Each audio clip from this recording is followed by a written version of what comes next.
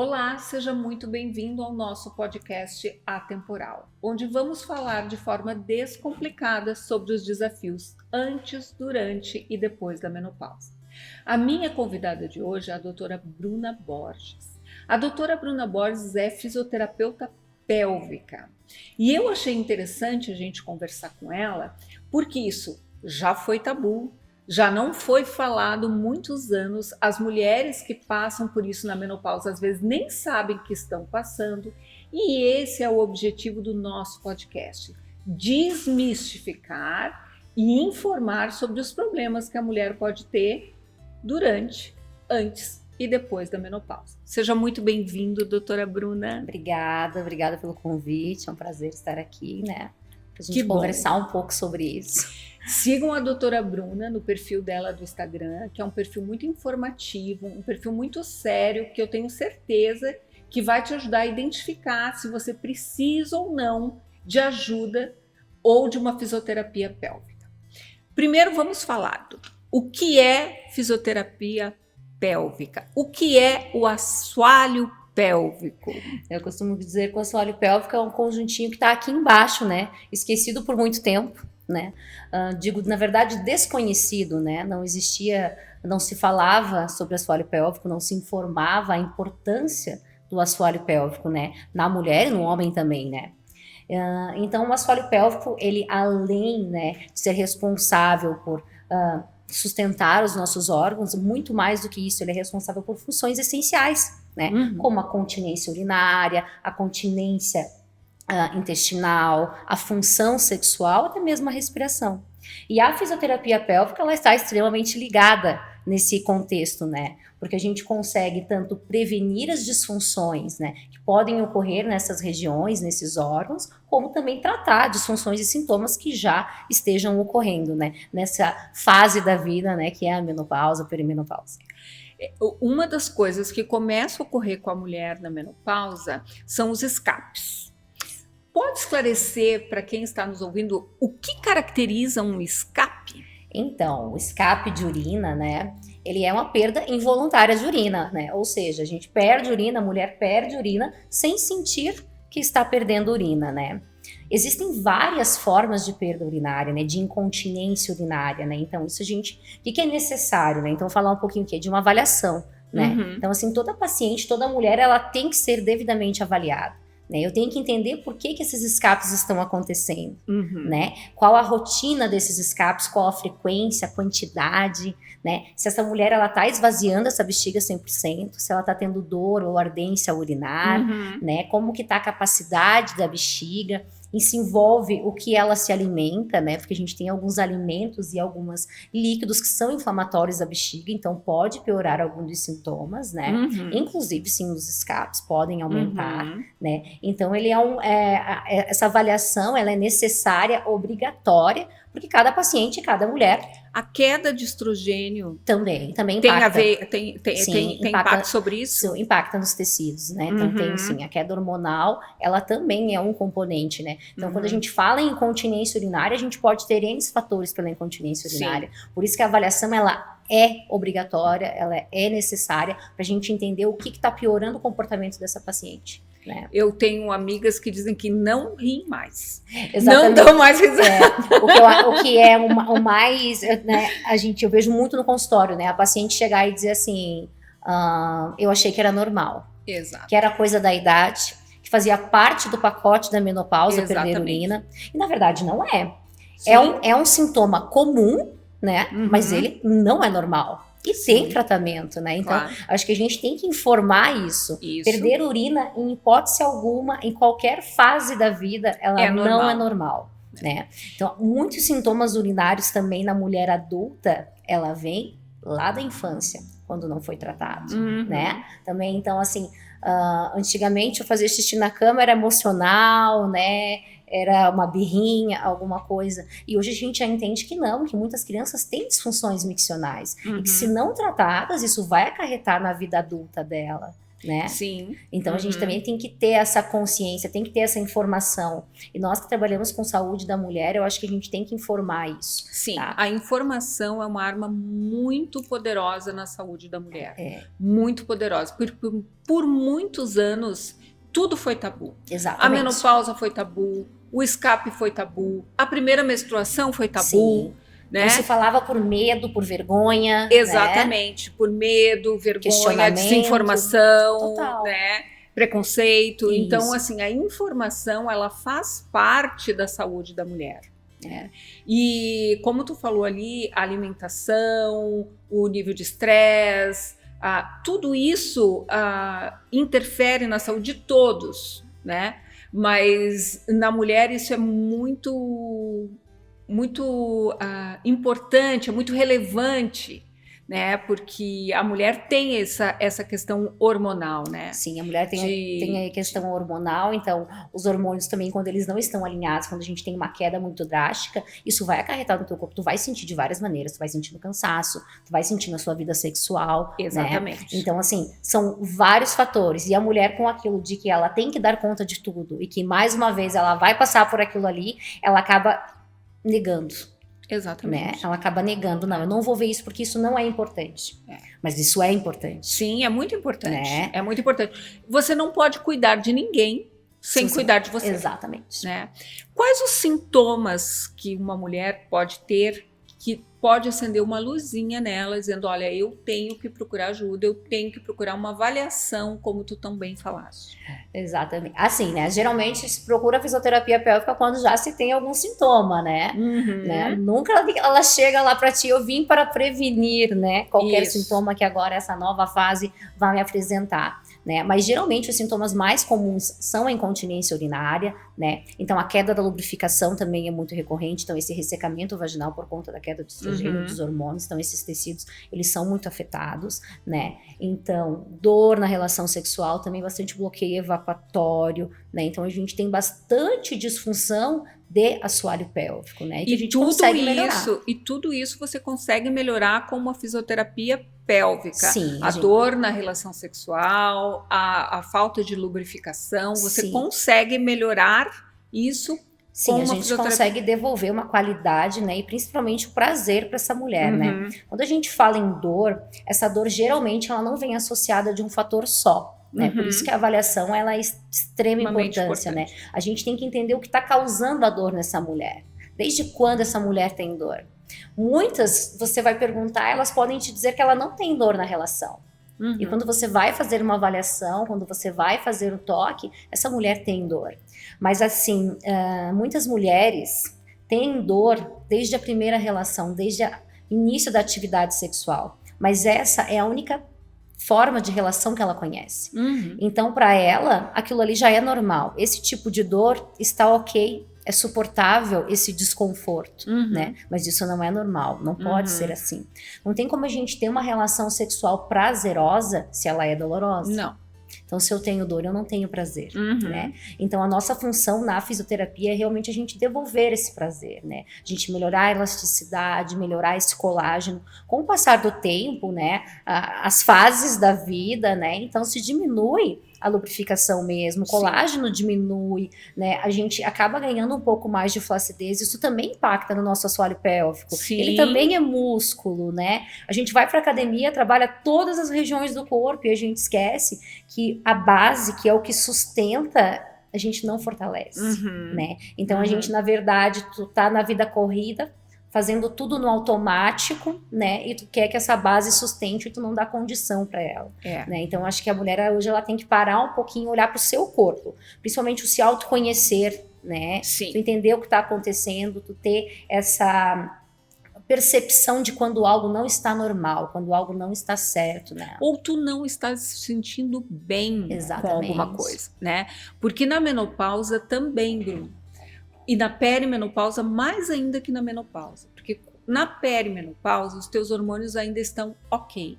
E muitas vezes você vai ao médico, você diz que está sentindo sintomas, que está se sentindo diferente, mas o médico faz uma avaliação hormonal e diz, não, tá ok. Tá ótimo. Teus hormônios estão ok, mas tu não está se sentindo ok, né? Então, Na menopausa também. Eu tô sentindo, além de calorão, eu tô sentindo irritabilidade, eu tô sentindo perda de memória, eu tô sentindo cansaço, eu tô sentindo fadiga, né? Mas é normal, eu estou na menopausa, né? E eu não vou procurar ajuda, né? Então, essa normalização daquilo que incomoda, né? A mulher tem essa coisa de se acomodar, de Aceitar, né, algumas coisas que a incomodam, né? E a gente não deve aceitar as coisas que incomodam. Relação sexual com dor não é legal, tem que procurar ajuda. Exatamente. Né? Não poder dar uma gargalhada e ter um escape não é normal. Isso e mesmo. A gente tem que procurar ajuda. Tem que procurar ajuda. Né? Tossir, né? Isso. No inverno lagiano, né? Onde aumenta aí as gripes, as toses, aumenta também a rotatividade no consultório. Por quê? Né? Muito movimento de tosse, muito esforço abdominal. Né? Então já aumenta o escape urinário, né? Então algumas mulheres percebem o escape às vezes na tosse, né? E daí começam, alguma coisa não está acontecendo, e a gente tem que entender que esses escapes, a incontinência urinária, ela não é só uma mulher que tem a menopausa, que está na fase da menopausa, ela pode vir muito antes, ela pode vir na gestante, ela pode vir na paciente jovem também, né? Então eu acho que é esse cuidado com o corpo, essa atenção ao corpo, a tu perceber os sinais que o teu corpo está dando, que não está certo, a gente deve buscar ajuda, deve buscar conhecimento primeiro de tudo, né? E assim, muitas pessoas podem ter receio de fazer uma consulta contigo, de saber como funciona a consulta, como funciona a avaliação, quais são os exercícios, como é uma rotina de uma fisioterapeuta pélvica. Essa é uma dúvida muito comum, né? Porque surgem várias histórias, né? Todo mundo pensa uma coisa diferente, né? E de início mesmo, né? A avaliação em si, ela inclui literalmente uma conversa, né? Eu preciso ouvir essa paciente. Eu digo que qualquer diagnóstico que a gente vai poder dar hoje, se a gente não ouvir a paciente, eu não tô dando um diagnóstico preciso. Né? Sim. Porque com o que ela vai me relatar, eu vou conseguir entender e montar o quebra-cabeça do que está acontecendo com ela. Então, primeiro de tudo, literalmente, eu vasculho a vida dessa paciente. Então, o que ela come, o que ela faz ao acordar, qual é o tipo de atividade física que ela pratica, né? Então, assim, qual é a rotina dela de ingestão de líquidos? Eu preciso saber quais são os líquidos ingeridos, os horários, né? Qual a frequência dela evacuatória? Ela leva um diário miccional para casa, ela vai me anotar todas essas micções. Eu vou fazer uma conta, um parâmetro nessas micções para ver se isso tá legal, se tá ocorrendo da maneira que deve ocorrer, né? A gente vai mudar a terapia de comportamento dessa paciente, né? Quando a gente fala, principalmente em disfunções urinárias, a gente tem que entender que cada um tem um padrão de vida. Tu tem o teu padrão de vida, né? A tua forma, a tua rotina. Então, tem os horários que tu toma mais líquido, tem os horários que tu toma menos, né? Tu leva água à noite para o quarto? Eu levo. Bom, aí que tá. Então, gente, já vamos começar. Vou falar uma das coisas que eu converso, né, na avaliação, né? Então, isso é um erro muito comum. O que a gente tem que entender? A nossa bexiga, como nós, também precisa dormir. Ela precisa descansar. Olha, que certo? interessante. Então, assim, quando eu levanto para ir ao banheiro à noite, isso com rotina, eu já crio uma disfunção miccional. Que é a noctúria, que é o hábito de eu levantar à noite para ir ao banheiro, né? Então, essa minha bexiga, ela não tá descansando. Ela está acordando para ir ao banheiro. E, geralmente, tu vai ao banheiro, volta, toma um golinho de água e retorna a dormir, né? Mas aí, além de tu desenvolver uma disfunção miccional, a tua terapia de sono zerou, né? Já reduziu 100%. Se tu já tem dificuldade para dormir, isso piora mais ainda. Então, tu não descansa, o teu corpo não descansa, tua bexiga não descansa, né? Então, o que a gente fala, o que a gente coloca pro paciente? Ingestão de líquidos até 2 horas antes de dormir. Depois disso, cessa. Né? Aí é realmente horário do teu corpo se organizar para dormir. A mesma coisa, como que eu vou fazer minha ingestão hídrica, né? Então, geralmente, meu Deus, eu tenho que bater a meta de água, né? Essa questão da meta de água, essa questão da meta de água é uma coisa que eu interrogo bastante. Sim. Né? Assim, a gente precisa de água, sim, né? Claro. Inclusive, para nossa lubrificação, eu preciso de água, porque eu tenho que ter uma mucosa hidratada. Sim. E minha mucosa, né? Tanto boca quanto vaginal. Então, eu tenho que ter hidratação. Sim. Mas o que a gente fala em relação à hidratação? A gente fala no quê? A gente vai programar tanto essa hidratação quanto a micção, né? Então, aí isso já entra numa terapia comportamental também, dessa mulher, dessa paciente, né? Então, essa ingestão de líquido, tu vai ingerir em mais vezes, em menor quantidade. Exatamente. Porque se tu tomar guti-guti, a minha bexiga vai encher e tu vai muitas vezes ao banheiro, esvaziar, né? O tempo todo você vai ter o desejo miccional, né? E isso pode gerar uma urgência urinária. Isso. E você tem que ir o tempo todo ao banheiro, né? Isso. Então, o que? A gente vai aumentar a ingestão de líquido mais vezes, né? Então, a Em cada 30 quantidade. minutos eu vou tomar 3 golinhos de água, que vai dar mais ou menos 30 ml. A minha bexiga, ela vai encher nesse mesmo processo, ela não vai fazer isso aqui. Sim, né? Ela vai indo gradativo. Gradativo, né? Então, algumas coisas que são padrões pequenos que a gente altera e que tem um resultado muito grande. Sim, né? Na vida da pessoa, na qualidade de porque vida isso é da algo pessoa. que você tem que levar, né? A mesma coisa o café. O café é irritativo à bexiga, né? Tudo que é de origem mate, cafeína, tem uma irritabilidade maior. Então agora aumenta muito o chimarrão, né? Por conta do frio. Sim. Extremamente irritativa a bexiga. Então a gente vai o quê? Eu não vou fazer com que essa paciente pare de tomar, tu não pode mais tomar. Sim. Não, mas a gente vai reduzir, a gente vai colocar na rotina dela com que a gente consiga melhorar essa condição urinária, mas que também ela faça as coisas que lhe geram prazer, né? Então o teu trabalho é mais ou menos como o meu, porque eu sou farmacêutica responsável por uma farmácia de manipulação e acredito muito no tratamento individualizado. Que cada pessoa é uma pessoa, cada um tem uma necessidade, cada um tem uma história de vida, cada um consegue aderir a um tratamento ou não. Né? Eu acho que o que a farmácia de manipulação tem de mais nobre nela é exatamente isso, o respeito à individualidade e a capacidade de cada paciente aderir ao tratamento e ajudar o prescritor que esse paciente tem essa adesão ao tratamento, né? Porque nós somos diferentes, né? Com rotinas diferentes, com histórias diferentes. A gente pode ter o mesmo sintoma, eu e você, mas o meu tratamento, de repente, não vai ser efetivo para ti. E às vezes tu também não vai conseguir... tu não vai ter aderência a esse tratamento, eu não vou gostar da forma que esse tratamento é proposto. Então isso é muito individual, é muito de cada pessoa. É muito de cada pessoa. Tu pode ser um pouco mais extrovertido, onde eu posso utilizar de mais técnicas. E eu posso ser um pouco mais introvertida, onde eu tenho que ter um cuidado maior. Sim. E principalmente respeito, porque a gente está trabalhando com a intimidade das mulheres. E não é só intimidade, é a segurança, né? Porque você adquire uma... Como que eu vou dizer? Não é que é uma amizade, mas você adquire uma intimidade com essas mulheres. Então, assim, elas literalmente abrem a vida delas, elas abrem os medos delas, né? E você é a pessoa que tá ali para ajudar, para orientar, e isso tem que ter uma responsabilidade muito grande com o que tu faz sobre isso. Né? Então eu acho que a gente consegue mudar muito a vida dessas mulheres. Eu sempre brinco que cada tratamento que eu monto, né, que eu crio, eu conto uma história.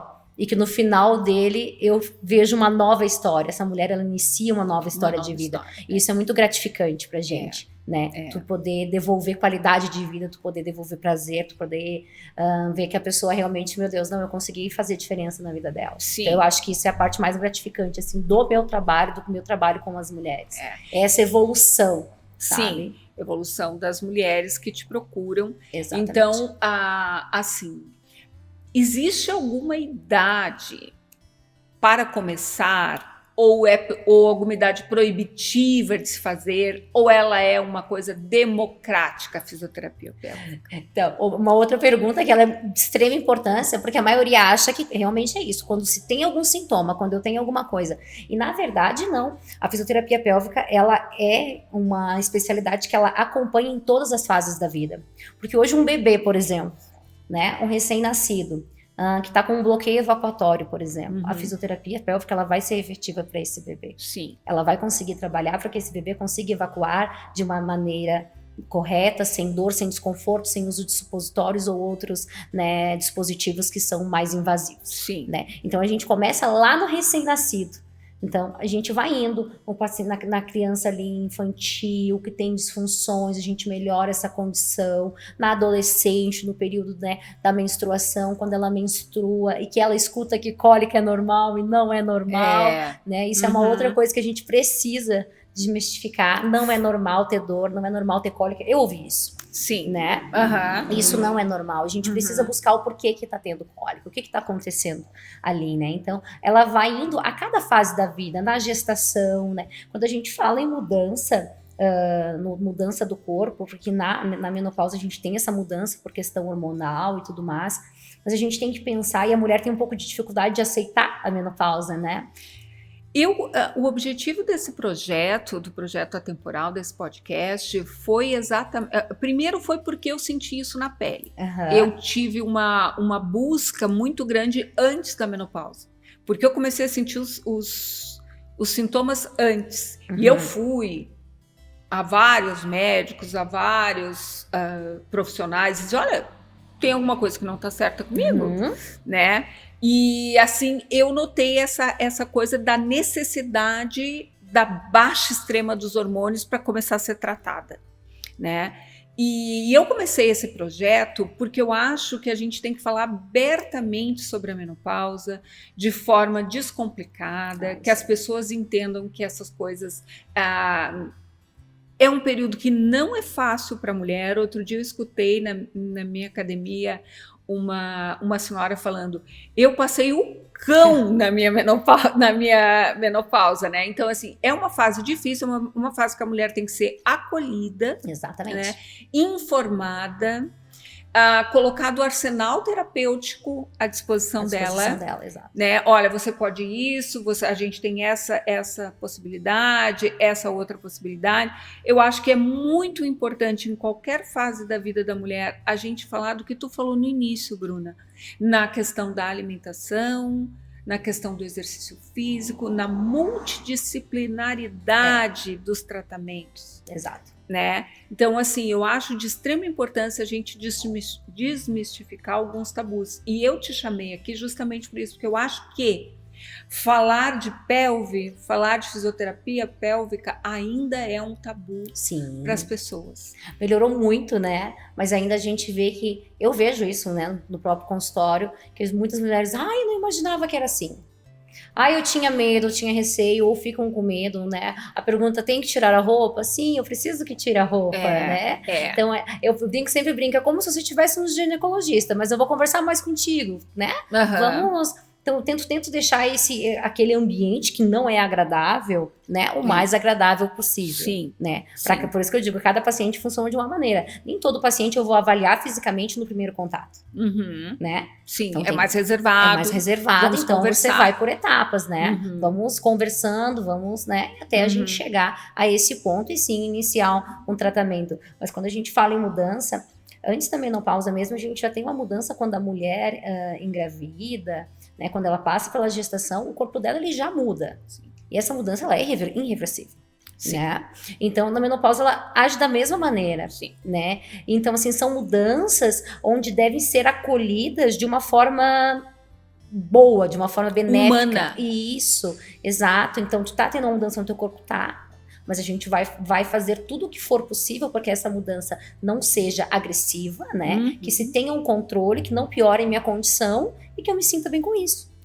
Eu acho que, assim, a gente tem que ter um corpo, a exigência do corpo que a gente tem que ter com a gente mesmo é um corpo funcional. Exatamente. Um corpo livre de dor, um corpo funcional, um corpo forte, porque a gente sabe que massa muscular é muito importante para sentar, levantar, para o assoalho pélvico, para as tarefas do dia a dia, né? Então eu acho assim, a preservação da massa muscular, os exercícios de força, eles são muito importantes para a qualidade de vida e longevidade de qualquer pessoa. Exatamente. Né? São essenciais, né? E eu acho incrível que a gente agora tem esses profissionais atendendo essas questões que antes era assim, aceita e vai. Isso. É um padrão, né? É isso e isso. Receita de bolo. E eu acho incrível o teu trabalho, Bruna, quero te dar os parabéns, porque assim, é uma coisa que tenho certeza que ajuda muitas mulheres, né? Inclusive a se conhecer. Exatamente. Eu acho que o autoconhecimento é um outro ponto onde a gente vê muito que as mulheres têm uma carência gigante em relação a isso. Gigante. Né? O autoconhecimento, eu brinco, Sexual, então, maior ainda. maior ainda. O que a gente, geralmente as disfunções sexuais, elas também estão ligadas a tabus emocionais. Exatamente. A uma grande maioria, né? Então eu sempre converso isso muito com as minhas pacientes, né? Que têm essas disfunções, que têm esses desconfortos, têm esses medos, né? Eu sempre brinco que a gente faz uma terapia de autopermissão, né? Então eu utilizo de algumas técnicas com elas de autopermissão que elas façam em casa, porque eu sempre falo, como que você vai permitir que alguém te toque se você não se permite se tocar, né? Tu não permite o seu próprio toque. Como que você vai permitir que alguém lhe toque, né? Então eu acho que esse é o ponto principal onde a gente consegue quebrar a primeira barreira. É uma barreira, deve ser uma barreira enorme. Enorme, né? Então, dali, porque também eu vou estar tocando ela, né? Então, se ela não permite realmente que eu a toque, isso não vai ser efetivo, esse tratamento. Então, eu acho que essa um pouco da sensibilidade que a gente tem que ter com essas mulheres, né? Então, a gente tem que ter um pouco desse feeling, né? Sim. Ela precisa realmente curar aquilo. Uma relação de confiança. Exatamente. Né, eu ouvi de uma paciente minha lá no início, que foi quando eu comecei com isso, não, eu preciso arrumar uma outra maneira que elas se permitam, né? Ela dizia assim, quando você toca, não é incômodo, não dói. Eu venho na fisioterapia, não dói, não me incomoda, eu faço tudo o que tenho que fazer, né? A gente utiliza tudo que precisa utilizar e eu não tenho dor. Mas eu chego em casa, quando o meu marido me toca, eu tenho dor. Foi onde eu abri, né? Digo, ei, tu precisa fazer alguma coisa para desmistificar isso. Porque isso está um pouco no padrão que elas estão criando, né? De estabelecimento de confiança. Então, na verdade, ela não tem a confiança com ela mesma. Né? Ela não tem a autoconfiança. Exato. Então, foi onde eu comecei a mudar um pouco essa questão de, né? Principalmente quando a gente fala em questão sexual, onde o tabu é muito maior. Muito grande. Né? Eu comecei a dizer, não, eu preciso que elas aprendam a se permitir, para depois a gente conseguir uma permissão do outro. Né? E tenho tido bastante efetividade. Que maravilha, que maravilha. Porque isso. A gente tem que ser, isso tem que acabar, né? Porque os meninos, eles são incentivados a se conhecerem. Exatamente. Né? E as meninas não. Exato. Né? As meninas não. É bem isso mesmo. Existem alguns mitos e verdades sobre a fisioterapia pélvica? Existe algum mito? Existe, né? Que a fisioterapia pélvica é pompoarismo, por exemplo. Não, a fisioterapia é muito além de pompoarismo, né? Que é só contrair e relaxar, também não, né? É muito mais do que isso, então a gente envolve realmente um trabalho corporal gigantesco, a gente trabalha respiração, que eu acabei nem falando, né, mas... Fala um pouco da respiração. A respiração é muito importante para muita coisa. Às vezes tu tá muito ansiosa, basta respirar. Exatamente. Outra coisa que a gente vê muito em disfunções de mulheres, principalmente disfunções sexuais, a maioria vem junto com a ansiedade. Sim. Né? Então, respirar é o básico, que é o que eu falo para elas, é o básico. É o relaxamento, a gente precisa trabalhar relaxamento. Né? Então, porque a gente tem que entender que é a musculatura. A partir do momento que eu estou a parede pélvica é uma musculatura. É uma musculatura, então o assoalho pélvico é músculo. Se eu estou tensa, né? Então eu realmente estou aqui enrijecida. Meu ombro tá todo tenso, né? Aquelas contraturas que a gente tem no ombro, né? Sim. Fica duro, endurecido. Se eu perceber, o meu assoalho pélvico está da mesma maneira, em contração constante, ou seja, tensão muscular. Isso também ocasiona dor. Sim, muito. Né? E quando a gente fala em respiração, eu brinco que a maioria das mulheres não sabe respirar. Porque elas não param para respirar. Exato, não. Quando você pede para ela respirar no consultório, ela não consegue respirar. Ela tem dificuldade para respirar. Ela cansa para respirar. Né? Então, já começa o ensinamento ali, que a gente já precisa trabalhar o básico, que é a respiração. Né? Então, e tu já teve casos de diminuir drasticamente a ansiedade quando a mulher começa a se conhecer melhor, começa a se permitir, começa a parar, começa... Olha. Muito. Eu acho que isso, eu vou te dizer que a gente vê em 90% das mulheres que buscam, principalmente com disfunção sexual, né, com um quesito de dor, principalmente, a maioria vem junto à ansiedade. Então, quando a gente consegue quebrar alguns padrões, infelizmente, a gente não consegue... Nem sempre a gente consegue uma associação com a terapeuta, né? Sim. A gente sempre solicita ao paciente, mas nem sempre o paciente... Né, pode ou faz o acompanhamento, né, com o psicólogo, mas isso é de extrema importância, porque alguns tabus a gente não consegue Não. liberar ali na fisioterapia, é né? muito importante porque somos corpo e mente, né? Exato. Sim, é um conjunto, né? Somos É corpo o e conjunto mente. da obra, não tem. É, Né? Tu tem que estar, tudo tem que estar alinhado. Eu sempre falo, inclusive, eu trabalho com muito paciente que vai para cirurgias, né? Então, assim, eu digo sempre, a gente tem que estar aqui, ó, a gente tem que estar alinhado. isso. Né? Todos os profissionais da saúde devem estar alinhados. Exatamente. Eu acho Né? que a gente tem essa informação e principalmente o indicar, o encaminhar, quando você não consegue, a minha especialidade, ela vai até aqui. Passou Sim. dali, eu não consigo. Eu Por não tenho exemplo, essa competência. Tu falou em inflamação, né? Sim. Que o café, alguns hábitos alimentares são altamente inflamatórios, né? A gente precisa de uma nutricionista. A gente precisa... 100%. Né?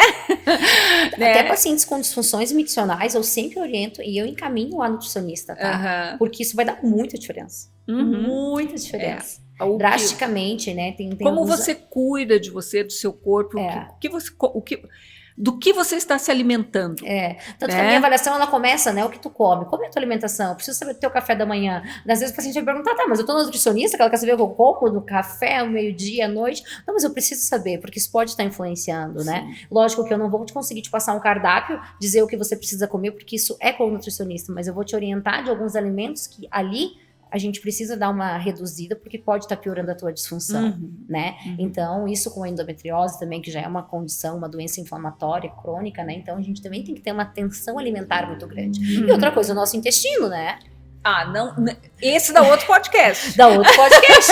E na fisioterapia, o intestino, a gente trabalha, né? Então a gente melhora, reabilita essa função intestinal, né? Todas as disfunções que possam ocorrer no trato intestinal, a fisioterapia pélvica é competente a essa função, mas ela precisa da nutrição ajudando. Sim, ela precisa da nutrição ajudando, ela precisa da hidratação. Exatamente.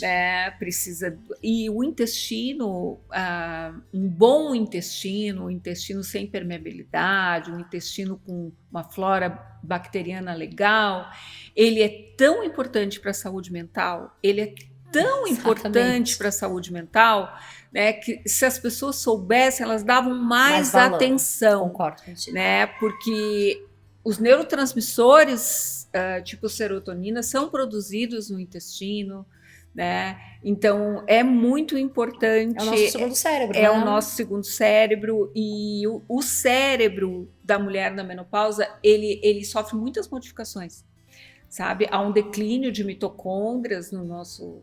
A produção de energia fica mais baixa, né? E é muito importante essa multidisciplinaridade, esse olhar atento não só ao sintoma, mas ao estilo de vida.